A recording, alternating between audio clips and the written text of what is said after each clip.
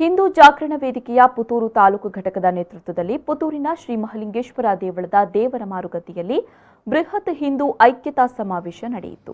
ಹಿಂದೂ ಐಕ್ಯತಾ ಸಮಾವೇಶದ ಧರ್ಮಸಭೆಯಲ್ಲಿ ದಿಕ್ಸೂಚಿ ಭಾಷಣ ಮಾಡಿದ ಜಗದೀಶ್ ಕಾರಂತ್ ಅವರು, ಸಮಾಜವನ್ನು ಕಾಯುವ ಜವಾಬ್ದಾರಿ ನಮ್ಮ ಹೆಗಲ ಮೇಲಿದೆ. ಈ ನಿಟ್ಟಿನಲ್ಲಿ ಹಿಂದೂ ಅನ್ನೋದು ಘೋಷಣೆಯಲ್ಲ, ಹಿಂದೂ ಅನ್ನೋದು ಆಚರಣೆಯಾಗಬೇಕು. ಅದಕ್ಕೆ ಈ ಹಿಂದೂ ಸಮಾಜ ಬದ್ಧವಾಗಬೇಕು ಅಂತ ಹೇಳಿದರು. ಭಾರತದ ಮುಸಲ್ಮಾನರಿಗೂ ಏನೂ ಸಂಬಂಧ ಇಲ್ಲ, ಏನು ಸಂಬಂಧ ಇಲ್ಲ.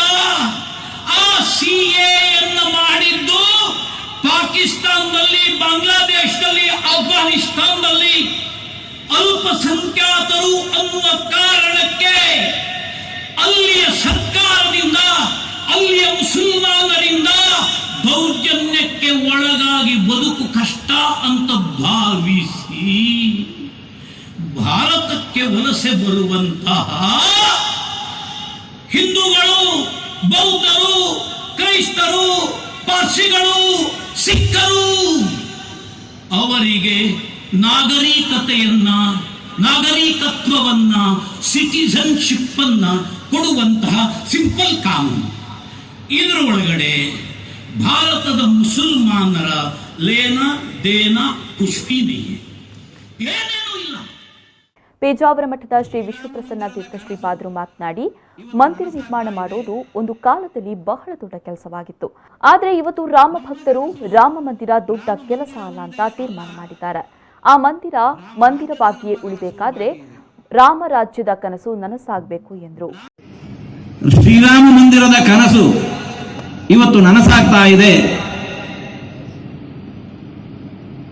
ನಮ್ಮ ಕನಸು ರಾಮ ಮಂದಿರ ಒಂದೇ ಅಲ್ಲ, ರಾಮ ರಾಜ್ಯದ ನಮ್ಮ ಕನಸು ಬಾಕಿ ಇದೆ.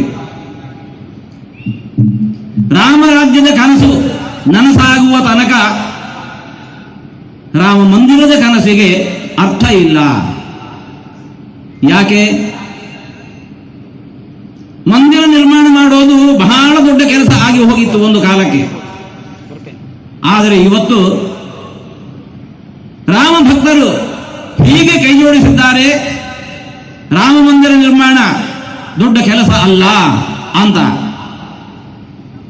ತೀರ್ಮಾನ ಮಾಡಿಬಿಟ್ಟಿದ್ದಾರೆ. ನಿರ್ಮಾಣವಾಗುವ ಮಂದಿರ ಎಷ್ಟು ದಿವಸಕ್ಕೆ ಅದು ಮಂದಿರವಾಗಿ ಉಳಿಬೇಕು?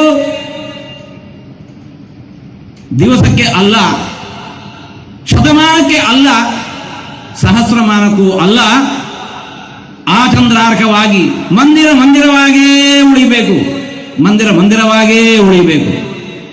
ಈ ವೇಳೆ ಒಡಿಯೂರು ಶ್ರೀ ಗುರುದೇವಾನಂದ ಸ್ವಾಮೀಜಿ, ಮಾಣಿಲ ಶ್ರೀ ಮಹಾಲಕ್ಷ್ಮಿ ಕ್ಷೇತ್ರದ ಶ್ರೀ ಮೋಹನದಾಸ ಪರಮಹಂಸ ಸ್ವಾಮೀಜಿ, ಗುರುಪುರ ವಜ್ರದೇಹಿ ಮಠದ ಶ್ರೀ ರಾಜಶೇಖರಾನಂದ ಸ್ವಾಮೀಜಿ, ಕರೆಂಜೆ ಶ್ರೀ ಲಕ್ಷ್ಮೀ ಸತ್ಯನಾರಾಯಣ ವೀರಾಂಜನೇಯ ಕ್ಷೇತ್ರದ ಶ್ರೀ ಮುಕ್ತಾನಂದ ಸ್ವಾಮೀಜಿ, ಕಣಿಯೂರು ಮಠದ ಶ್ರೀ ಮಹಾಬಲ ಸ್ವಾಮೀಜಿ, ಬ್ರಹ್ಮಶ್ರೀ ವೇದಮೂರ್ತಿ ಕುಂಟಾರು, ರವೀಶ್ ತಂತ್ರಿ ಮತ್ತಿತರರು ಉಪಸ್ಥಿತರಿದ್ದರು.